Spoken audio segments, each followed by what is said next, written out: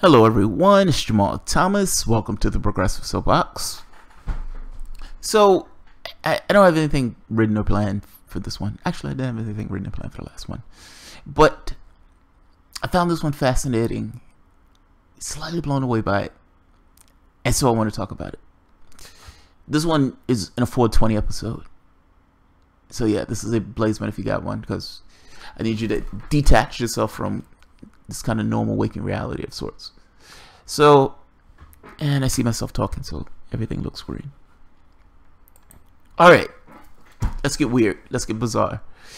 And in getting weird and getting bizarre, there's this thing called CSETI. CSETI is a Stephen Greer, it's like a consciousness exercise of sorts. It's people who try to reach their mind into the cosmos to see if anything is listening.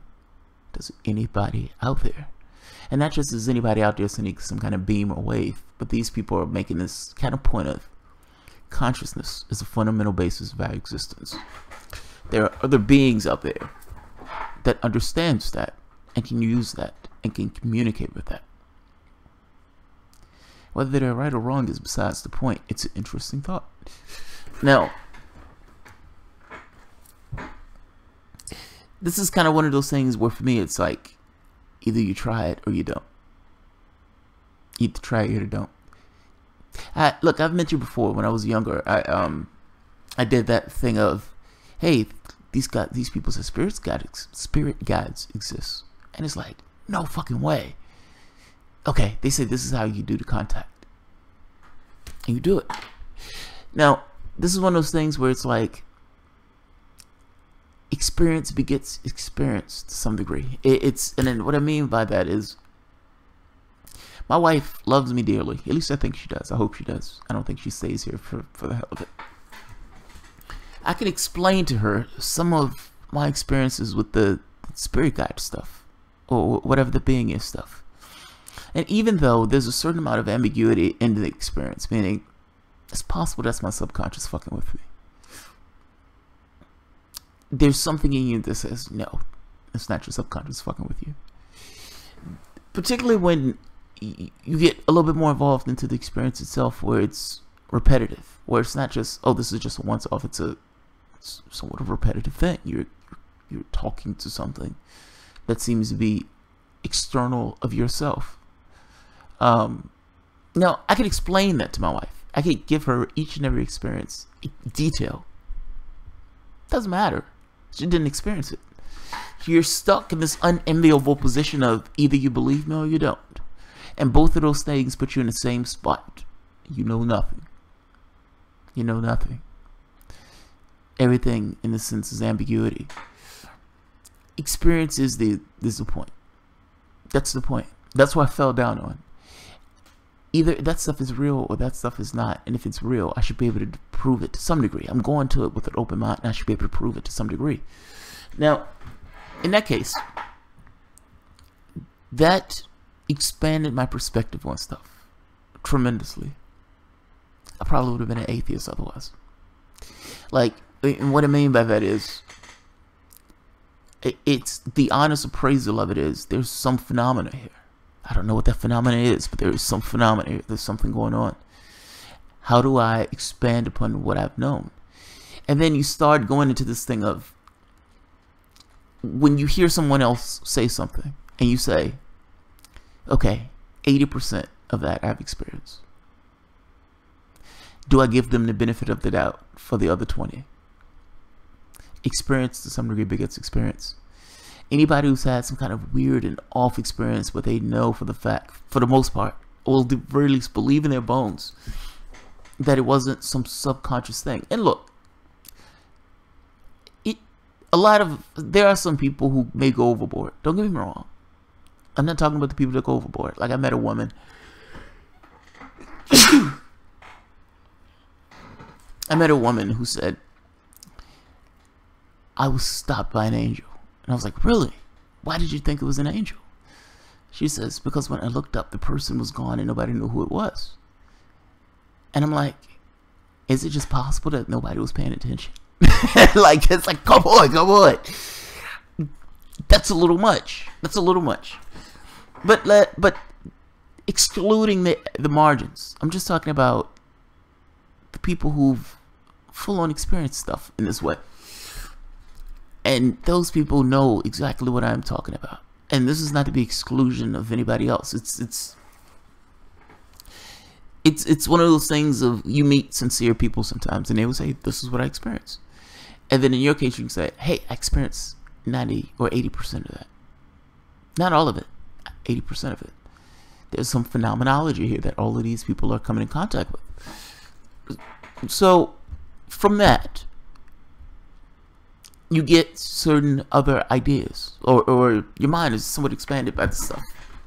And you accept this idea of reality. I don't know what this is. Nobody knows what this is exactly. Put it this way, expand your mind a little bit. I put it that way. So when, I don't know how I came across this topic, the UFO stuff came out. I was like, that's interesting. Okay, that's interesting. Now, it's interesting kind of in this detached way, because it's like, I can't do anything with that. It's like I have no power over that at all. So this is interesting. It's just interesting information. Then someone says, hey, there's this group in Peru that is using meditative techniques to contact UFOs. No shit, really? Yes, they are. And there's another guy named Stephen Greer who's doing the same thing. And then you look up YouTube and you look up Greer. And Greer spends the overwhelming majority of the time talking about himself. So he seems absolutely full of it. But put Greer to the side for the moment, because honestly, he is. He's not a bad guy. I don't want to make that. I don't want people like Greer attacking me on this one. No, it's not that. But come on, he talks a lot about himself. When he's doing a lecture, I couldn't get through his lectures. My wife was like, cut him off. She's like, cut him off. He's talking too much about himself. Whatever. The CSETI thing, though, is something that he pushed. He has all of these groups around the United States who's doing CSETI. Now, what CSETI is, this kind of human-oriented contact. They would sit out in the middle of nowhere, and they would reach their mind into the cosmos and hope that something comes back.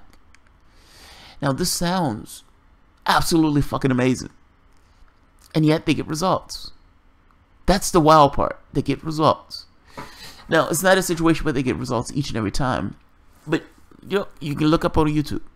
Exclude the crazy stuff like there was an alien in our presence. Scratch that out. And I'm saying scratch it out not because I want to discount the experience of anyone, but because I'm trying to say exclude the most exemplary examples. Go to the basic mainstream example of what's expected. Lights in the sky. Lights in the sky. Beamers, things that would get bright and blink on and off, as if they're signaling, based upon the signaling of the people on the ground. Now, there could be hardware or something that the United States military has or some other Air Force has that nobody knows about and that they're keeping private and that they're going out there fucking with people. That's possible. That's immensely possible.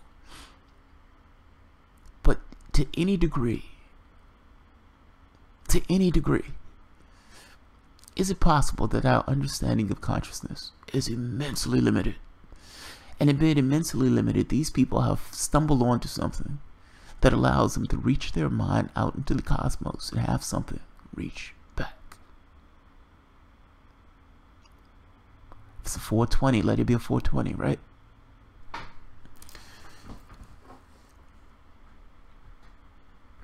I'm going to one of these. This is like an amazing investigation. So, how can I say this? If there was another time where I started to think to myself, what if these guys are right? Like,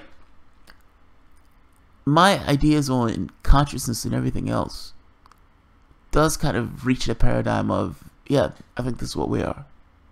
I think the form itself is some kind of constraint, almost like I guess the example would be some kind of matrix or machine, or some kind of, not a machine,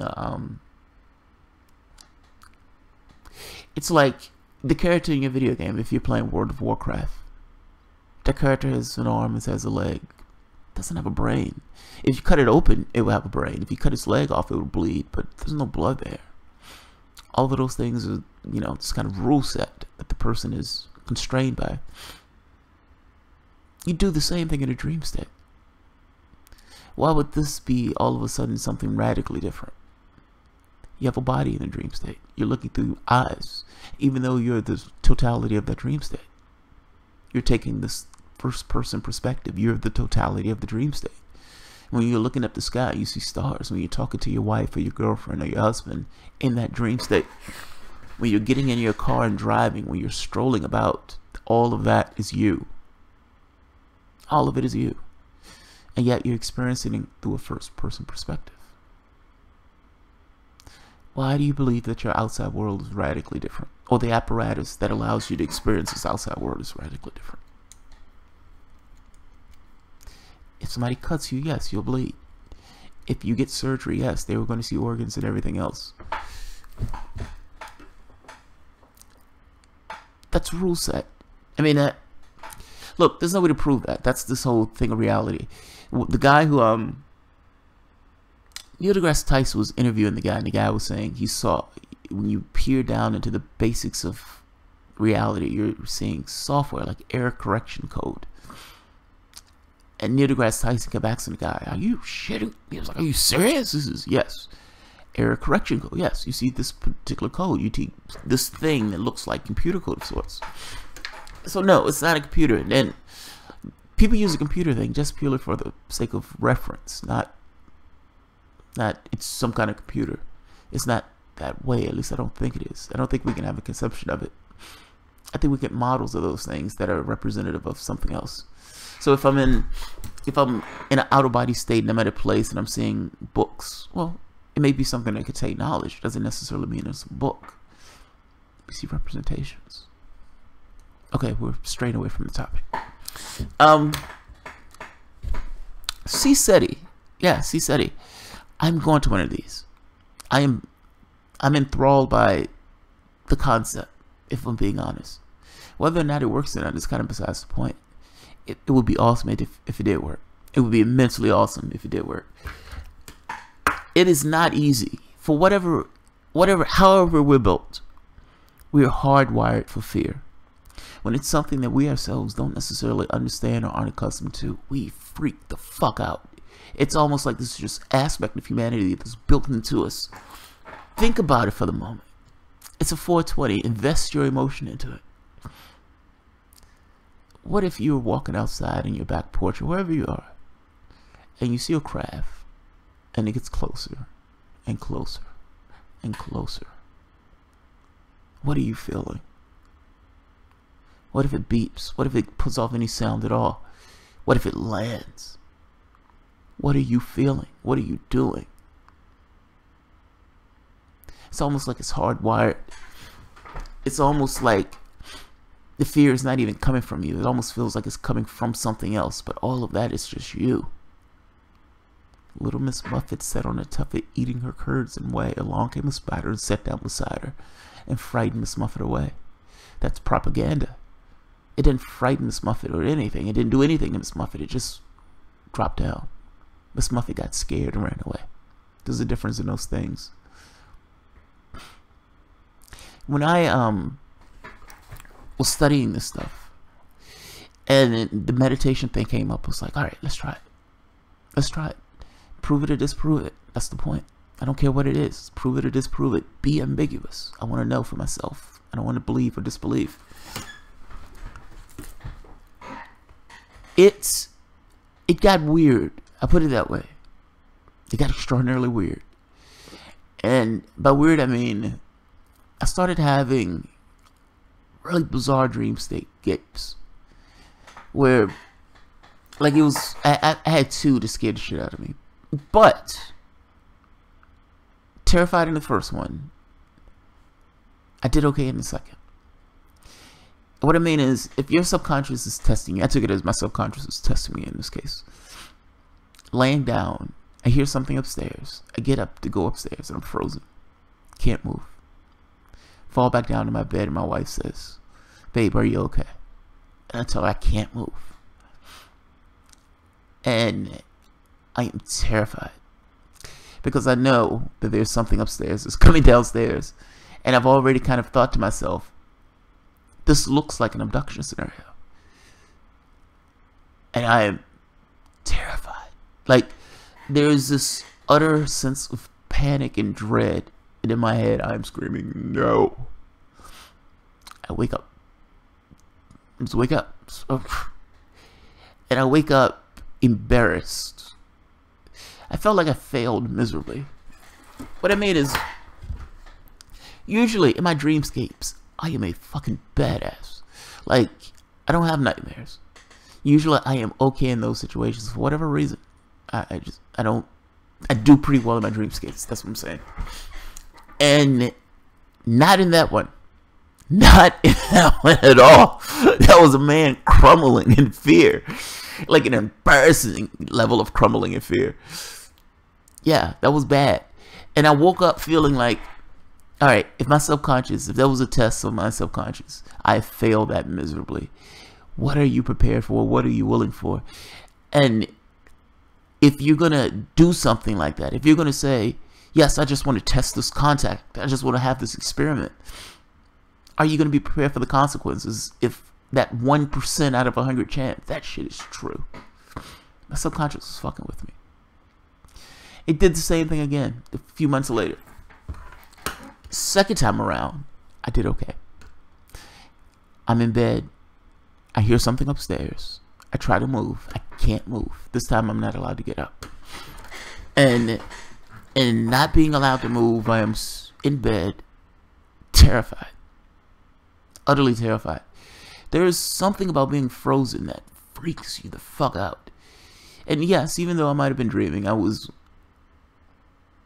Put it this way, I would have a hard time distinguishing the dreamscape from reality in that case, because it was very similar. Everything in the room was the same.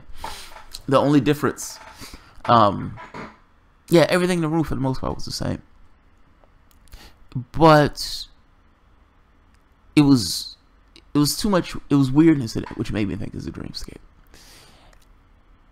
But like I said, most of the things in it was the same. Meaning, I was me. It wasn't like I was somebody else, or I was.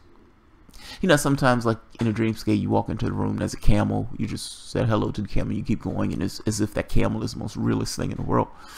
It wasn't one of those. It was, I am me. I'm conscious awareness that I am me. Is that type of thing. Yeah, I freaked the fuck out initially. And I can hear something coming down the stairs. And I hear something say, which I thought was my wife, "Why are you freaking out? You can't do anything about it." Now, if this is my wife, this is really atypical.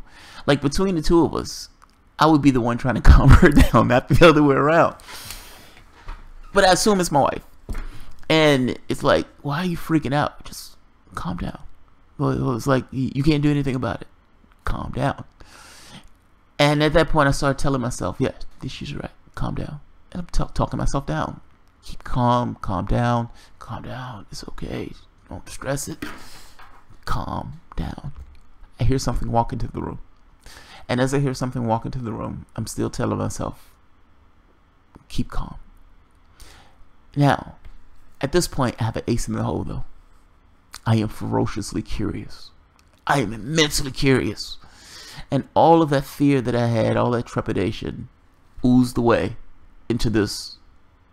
Well, they're down here now. I need to see how they look. They're down here.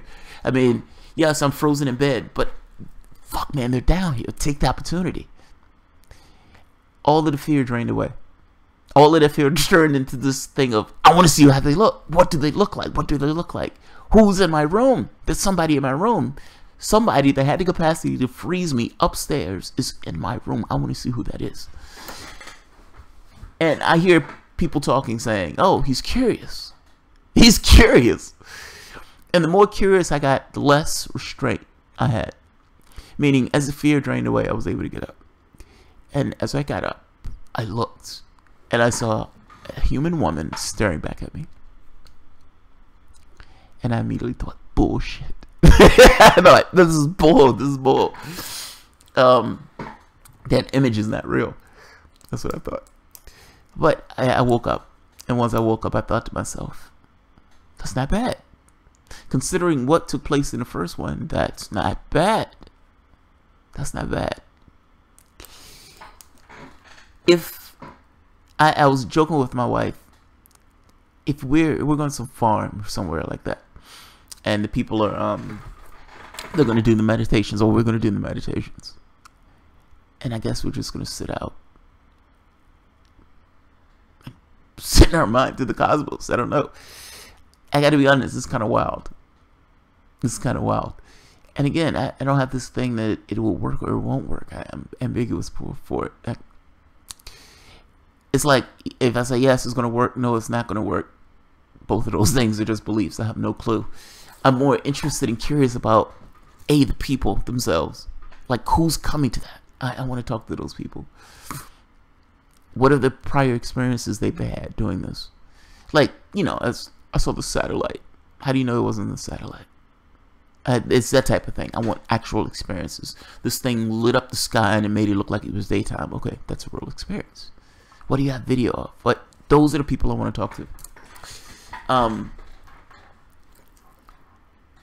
I have to be honest. I have this the sick. Well, it's not sick. Look, I feel myself as a citizen of the planet Earth. That's how I felt. I felt that way for years. Part of a country, but yes, Earth is my home. When I do stories about the entire planet. Because, for the most part, I just see themselves as being extensions of who I am. Meaning, they're just people. They're people. They're hurt like I do. They laugh when I do. Or like I do. In the same way, I don't necessarily want myself to be in any kind of dire straits or hurt or being without. I don't want them to be without. I think my safety comes along with their safety. Now, I do have the Star Trek perspective of things. I'm a Trekkie through and through. So, yes, I would. If there was any opportunity at all, if there was any chance at all, if it was just even a remote chance that, and maybe I'm saying this wrong, not a remote chance, if by chance there's a craft, oh, if by chance it works, that 1 in 99% chance that, holy shit, these guys are real, and we stretched our mind out into the cosmos, and holy shit, there's a ship, and that ship is lighting up the night sky. It's dancing around, lighting up the night sky.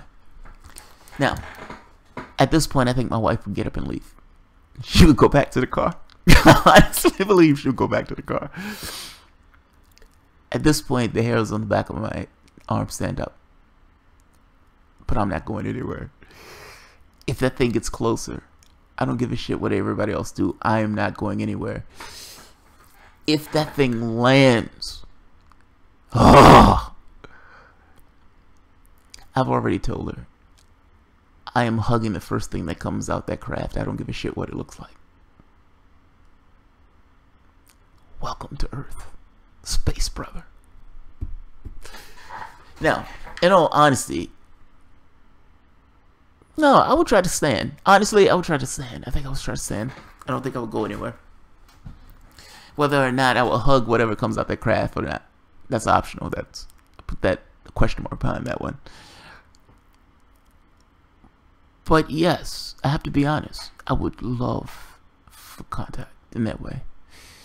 Maybe not necessarily landing, but yes, even like I said, landing, I would still hug whatever the hell comes out that spacecraft. Now, that's me from a distance, thinking about something that probably will never come to pass. So, you know, testing my bravery in that way. I don't know, man. Like I said, it's a weird reaction. Just being a person, you have something that's fundamentally different, and for whatever reason, our biology freaks out. Like, think about all the things you experienced when you were a child. My mom is terrified of cats. Think about that. Why the hell would anybody be terrified of cats? Kittens, she would not be anywhere near it. If one was walking, she would literally cross the street to stay away from it. She was terrified of cats. Why do we respond to things in this way? Why? you have another intelligence that, for whatever reason, and look, this is postulating, this is wildly out, just 1% chance, whatever. But then this is just speculation. But you have something. Jack, what's this guy named? Valet. He postulated that it's not what we think it is. That it's something weirder. Like, you know, going this idea of you don't even know if it's in this dimension per se. He's like, you don't know what it is. He said we shouldn't just take the assumption that it's some kind of craft or something like that. And there's a few people. There was another guy. What is his name? I've actually spoken to him. He's absolutely awesome. He's a doctor, and I can't think of his name. Mr. Burke. Joseph Burke, I think. Where he kind of made this argument of, look, a lot of the stuff is not physical. Like, it's not, the experiences that some of these people are having are not necessarily physical experiences. Those things are, like, projected in the through technology in some way. Some of their ideas are fascinating on this stuff. Like, his lectures are fascinating. All I know is I'm ferociously curious about this. And this is going to have to be a part 1 and part 2, because I would definitely give a part 2 on this. I would definitely give a part 2.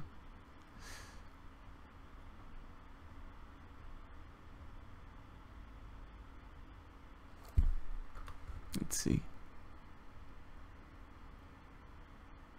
They could snatch you from your bed anytime if they existed again. No reason to fear. You do have some people out there who are fear mongers. Like, what's the guy named Jacobs? He wrote a book called Threat. It's like, they're coming to get us. They're breeding us. They're coming to get us. Some of these people are terrified, man.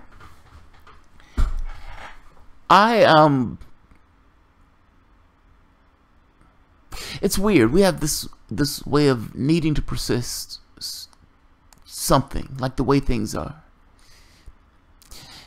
Take, for the argument for the moment, the argument of some of the people who are in the subgroup, where they would say, you know, they're being taken, they're being bred, they're taking our babies and stuff, and they're mixing it with their DNA. I mean, it's a full-throated belief system in the sense they full on believe it. Is that a bad thing? Is that a bad thing? Say it's true. Is it a bad thing? Meaning, if they're breeding out some of these aspects of humanity that just suck, is it a bad thing? I guess some people would say, well, no, because you're going to create like a super group, and that group is essentially going to subordinate the other group, and or for that matter, no, leave us the fuck alone. Is that an argument? Yeah, I don't know how I feel about it. I'm comparing it to what we are now, and I don't like what we are now. I don't like what we are right now. So,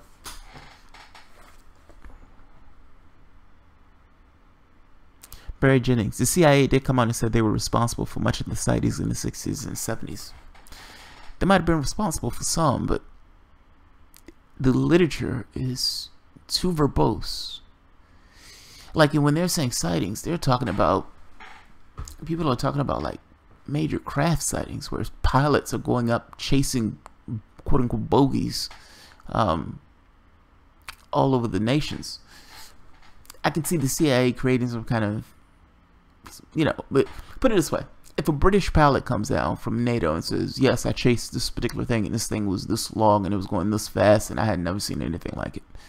Or you're seeing ships that are making like right turns as if fuck gravity, fuck inertia, all that stuff. We don't care about that stuff. Our technology doesn't care about inertia. Your typical gravitational waves or your typical constraints that you guys have on the way you guys do things.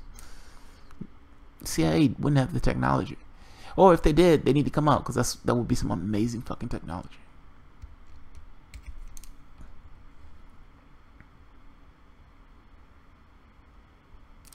The CIA had to get the tech somehow, Roswell.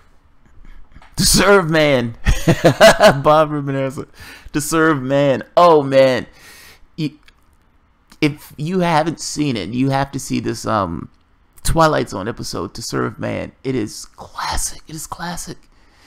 Aliens come to Earth, and as they come to Earth, they give all of these goodies. You know, it's like illness goes away, there's energy flows, everybody has everything they need. The world is just this utopia, and they allow people to come with them to their home country. It's like, hey, come see our planet also. You can come see our planet. You have this thing where like doctors are unnecessary. The newspaper for the most part is talking about how awesome the aliens are. Now, the military or somebody ended up getting a book. The title was To Serve Man. And they thought, oh, these guys are so nice. They have this book named To Serve Man. It was a cookbook. Now the guy who was a reporter finds out the woman is screaming at him, it's a cookbook! But at that point he's getting on the craft. And when he realizes what she's saying, it's a cookbook, they're going to eat me, it's too late. He tries to get off the craft, the aliens drag him back onto the craft.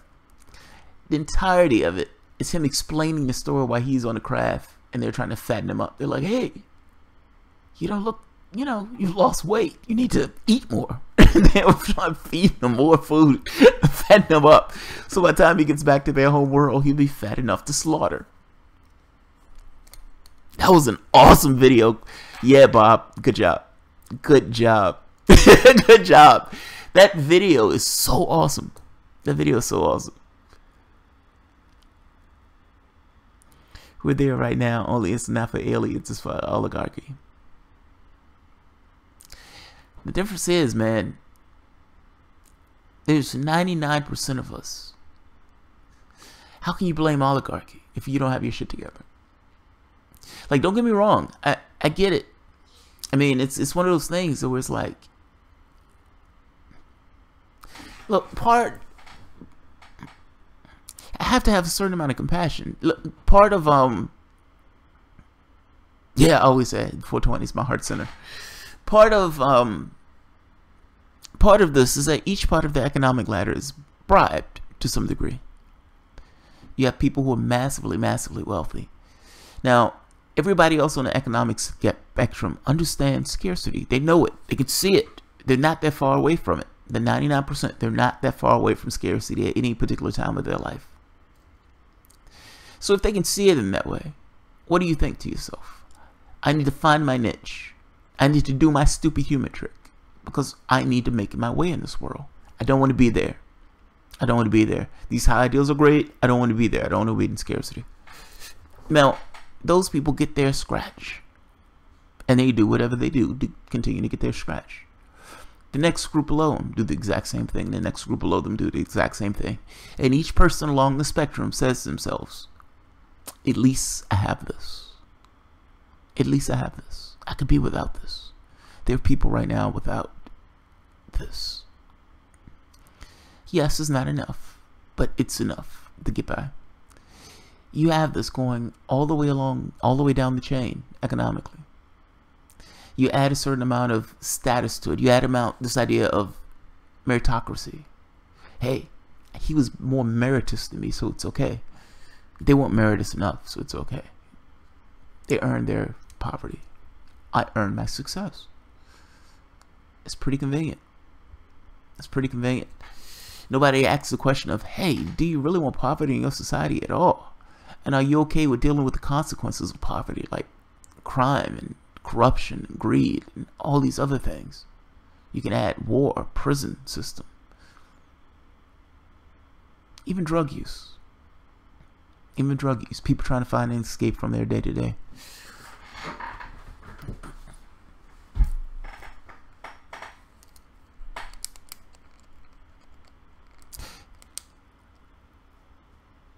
Yeah, like I said, I have to have a certain amount of compassion.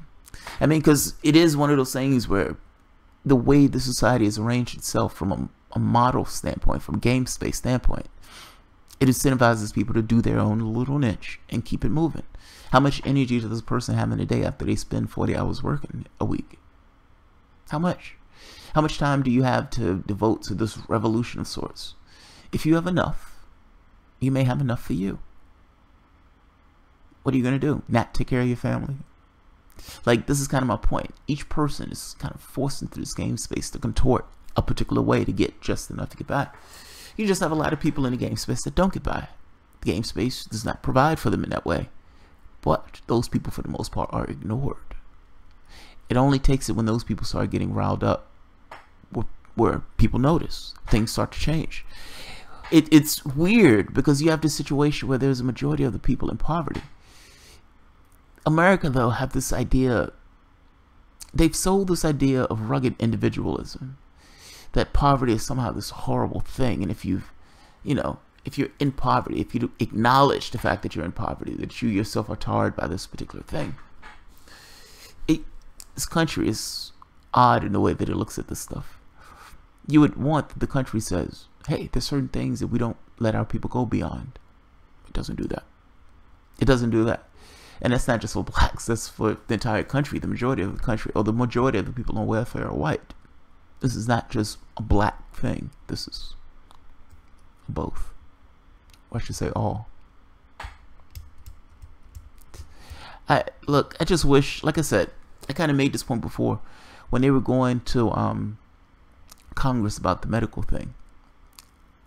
What does it look like that 5 million people flood Congress? What does it look like when there's not enough policemen to take that many people out? And what does it look like when that happens day in and day out until Congress gets this shit together? We're not leaving until you change. I guess what I'm saying is, your better country is within reach. It just needs a lot of people to reach for it. And right now, each person along that particular spectrum is bribed, and to be fair, spend a fair amount of their time just making ends meet. This idea of dedicating more time to something else. It may be selfish, it may be self-centered, but those things are driven by the model itself.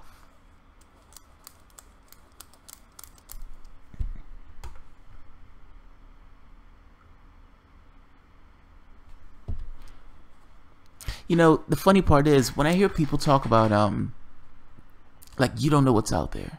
You don't know what's out there, man. How do you know it's not hostile? How do you know it's not hostile? This kind of really fear-based view of the world. I'm terrified that something is going to come and get me. We live in a terrifying society. It's like that perspective lacks immense amount of context. Look at what we allow in our society. Honestly, you're in a spaceship, you're looking down at this planet, and you see the overwhelming majority of the people on this planet in poverty. You see a few that make off like bandits. But you see the overwhelming majority are scraping by. What do you think about that? You look at over the planet's history. Say you've been coming here for a long period of time, you have a record of Earth's history. 50 million people in a war, just murdering one another. Wholesale slaughter. What was the other war? 20 years before. What? 20 million people. Again, wholesale slaughter. These apes are murdering one another over ridiculousness. That's what you would think. You would think all of the resources that they have at their disposal, they still allow all of these people to remain in poverty. These apes that wear clothes. These apes. They subject themselves to advertisement to get them to buy more shit that they don't need. These apes that wear jewelry. That wear clothes and shoes. These apes. If you don't take care of your own, meaning from their perspective, there is no race. There is none of that stuff. It's one planet with all of these people being human beings. And from their perspective, I would imagine anybody's perspective from out of context would say, why aren't they taking care of themselves? Why are they arranging themselves in this way? Why are they having such a hard life? Why are they forcing themselves to have such a hard life? There's nothing above you that's forcing you to behave this way. There's nothing above you to force you into this particular system. You're working for the sake of working. That is fucking insane. But that is the system to which we live by. I would imagine that a species above would say, why are they doing that to themselves?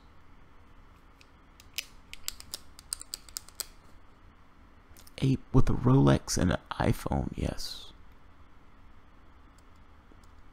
I've even heard people kind of make this point that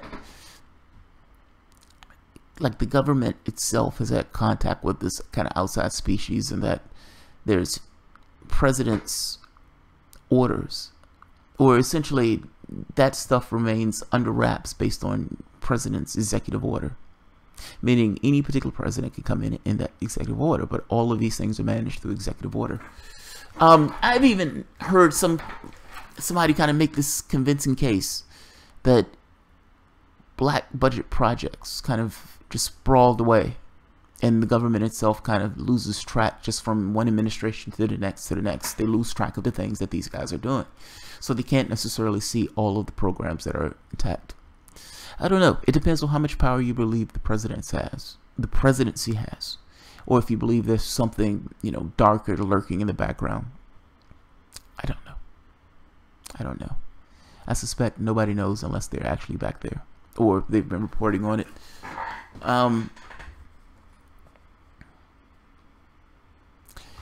The wild part is, if somebody wanted to know, the research is out there. Like, so understand what I mean.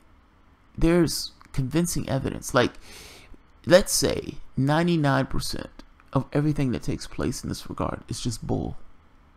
You're still stuck with that 1% that's completely unexplained, and that for the most part is something, is evidence. Now the catch becomes, what is it evidence of? It's evidence of something fucking miraculous. Now, there's more than that, just that 1% stuff. Even what these guys are doing with the CSETI stuff, some of the things that they're seeing are amazing. Like these beaming bright lights in the sky, these things that brighten, get immensely bright, and then kind of flicker out. Some of these experiences that people are having are amazing. I mean, they really are. I've met one of the people who've been in this kind of CSETI approach and kind of expanded away from it. He's not crazy. The guy's a doctor, and beyond being a doctor, he's a hippie. Don't get me wrong, but he's not crazy. Like, it's not one of those things where you're listening to him and you're like, this guy's fucking nuts. Quite the opposite. He looks at this stuff almost from a research-based standpoint. His lectures are amazing. All I'm saying is, and just to put a bow on it, CSETI, I'm going. This is going to be amazing research, and at the very least, I can count back in regards to what took place or what didn't take place. So there will be a part 2 to this. Yeah, in my wildest dreams, wildest dreams, that most likely that I probably know will not take place.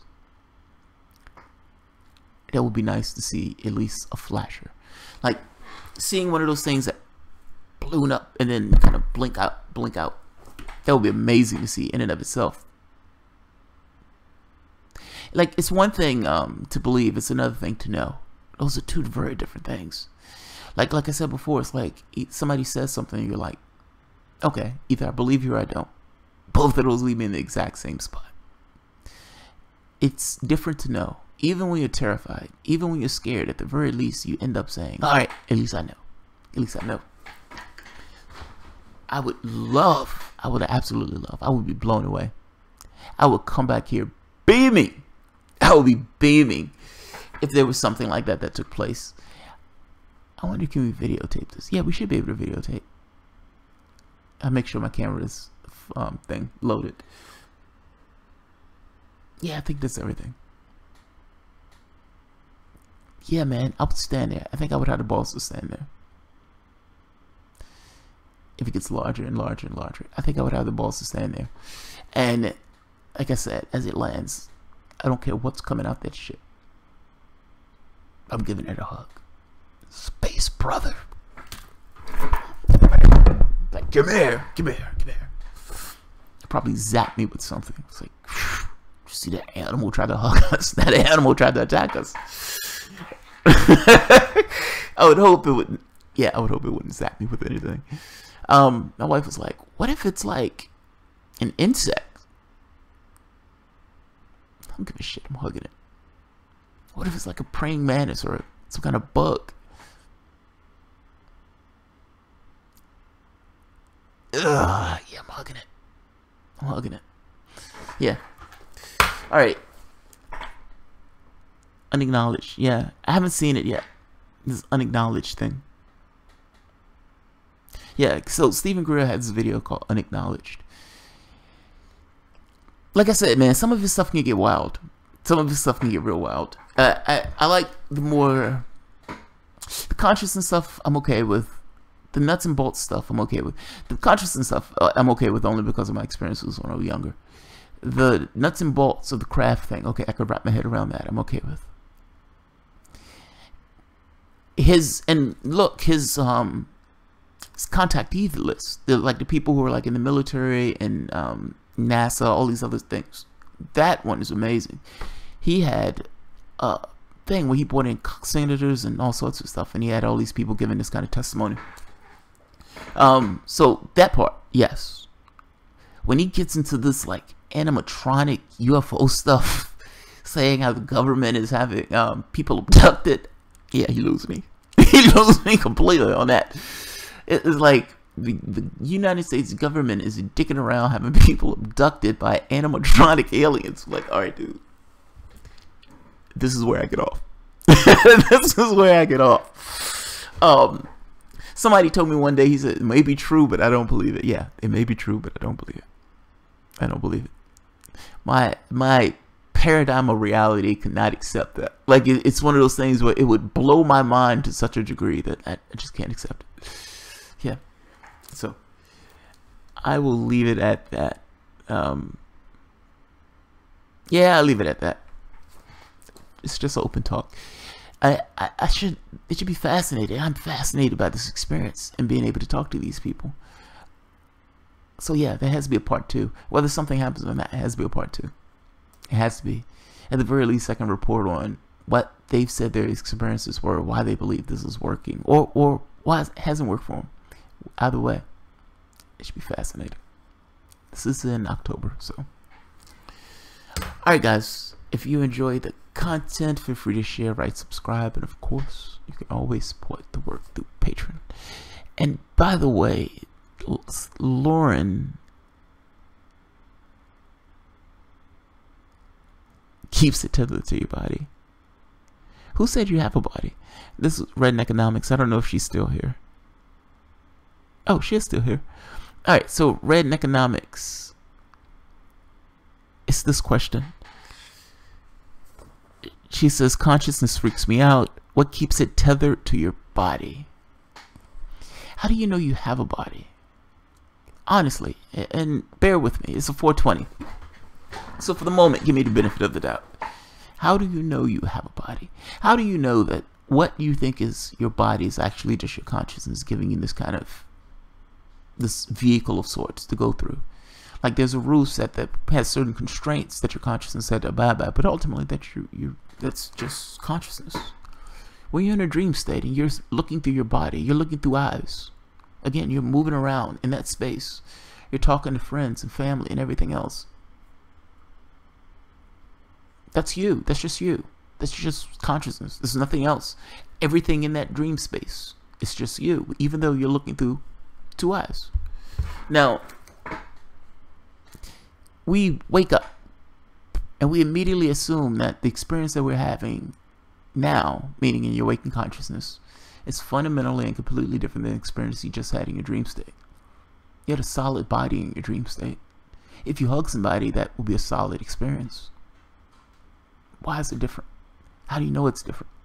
How do you know that in the same way that consciousness is the thing that's giving you this vehicle, that it's also not the same thing that's making this vehicle now? For that matter, how do you know there's anybody else here but you? There's that one too. Like, that's the one where it's, how do you know that this is just not an experience purely for you? Nothing that you do hurts anybody else, because there is nobody else to hurt. It's just you. Some kind of analysis of what you do in some situation. This kind of machine of sorts to test just you. Everything being generated, just you. How do you know? How do you know it's not? We assume this stuff. We have to assume certain things about reality for us to even just function. one assumption is other people exist. If I feel, then I assume that they feel too. At least they act like they do. Well, those are assumptions. They're good assumptions. I don't want you to be an asshole. Don't get me wrong. I do think you need a certain amount of empathy to function in the world, but if this is all in my mind, why am I poor and out of shape? Well, it's still an evolving universe. Meaning, how you pursue yourself, meaning how you do your choices that you make and everything else. Those things affect you. It's a game space. It's an evolving game space. It's one of those things where your decisions directly affect you, for good or ill. It's not that you're a wizard. You're still, you know, at the behest of the rules of the game. It's like if you got hit by a car, that shit will hurt. Whether it's your consciousness or not, your consciousness is bound by certain rules in this game space. I.e. pain. Something happens, it hurts. You have certain human limitations. There are times you're going to be jealous. There are times you're going to be angry. There are times you're going to be upset. There are times you're going to feel like an asshole because you were upset for no reason. It's part and parcel to being a person. Now, here's the catch. If this is somewhat of a game space, and if this is one of those things where this is not a materialist world, why the game space? That's the part that becomes interesting. So when you get into this idea of this digital physics stuff, this idea of like what we consider to be gravity is processing power. Like something, a larger space makes more processing, and because it takes more processing, you get this kind of gravitational effect. Like these type of ideas. You have to ask the question, where's the computer? Now, I'm saying computer kind of just as this only way we can understand it, but where's the computer? If this is us, and we're being, you know, pushed here by something, meaning there's some device, there's some edifice, there's something there that's constructing this reality for us to interact and engage in. All right, where is it? Where is it? Where is it? By definition, it is outside of our physical reference. It is non-physical by definition. What are your software? It's like you have hardware running your software. What does it mean for your computer program to say what's out there? Could it even comprehend what's out there? That's all I mean. And you have, again, certain scenarios. Is somebody putting somebody into this kind of physical space for some kind of interaction? Is it just characters running? I mean, we're just bits of code going about our way, turning off at the end of our lives. Who knows? Who knows? The people who go out of body have a certain perspective on these things. I lean more towards that perspective only because of my experiences when I was younger. But who knows? Fascinating about stuff. And look, here's the other thing. If we have our own reality space, is it possible that there are just multiple other reality spaces? Frames of reference. A person goes out of body, they find themselves somewhere else in some other physical space. Holy shit, there's another one. If this is some kind of program of sorts, it can be all sorts of programs. You can have all sorts of configurations. But again, that brings up a dilemma. Where's this hardware? What's running us? What's running us? Imagine the ability to be able to hack into the system itself in order to use it, in order to do certain things. Space travel, point A to point B, by hacking into the system itself. Yeah, this stuff is fascinating. This stuff is fascinating. I love it. I love those conversations. Yeah, I love those conversations. All right. I am going to head out. Alright guys, if you enjoyed the show, feel free to share, write, subscribe, and of course, you can always support the Patreon. And by the way, somebody gave me super cash. Lauren MS1. I appreciate it. Thank you. Oh, and Bob, your if this is some kind of simulation, and if you yourself are plugging yourself into a simulation, let's say you're not just some bit of code, let's say there is something external that is projecting itself in you to the point of experience. You could be anything. You could be poor, you could be rich, you could be whatever. You're just a character in a game at that point. You're purely there for the experience of that particular character in that particular game, meaning if you're poor for a reason. Now, I don't mean to say that from a purely materialist standpoint, or from a purely physical matter reality, that in any way affects legislation or anything else. Nothing to do with it. Fight and struggle and everything else. People should have this kind of equality of experience and opportunity in any capacity. If we have the capacity to make sure people aren't poor, we should make sure people aren't poor. Now, from a non-physical perspective, from a new agey perspective, you take on certain personas and characteristics for things that you yourself want to accomplish. That accomplishment has nothing to do with physicality at that point. That's purely this kind of spiritual upliftment, this kind of this thing of being better or something. It's almost like a schoolroom of sorts. Yeah, it depends on who you ask, man. You could say life has no purpose at all, in which case it doesn't matter what I do. I'm poor just by luck of, of the draw. Shit happens. You could say I'm poor because I'm taking on this particular character. I need these characteristics for some purpose that I myself have given myself. Who knows? Who knows? Choose. They're both equal. It's both equal.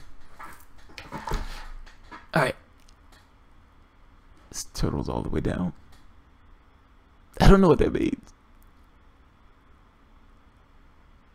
I don't know what that one means.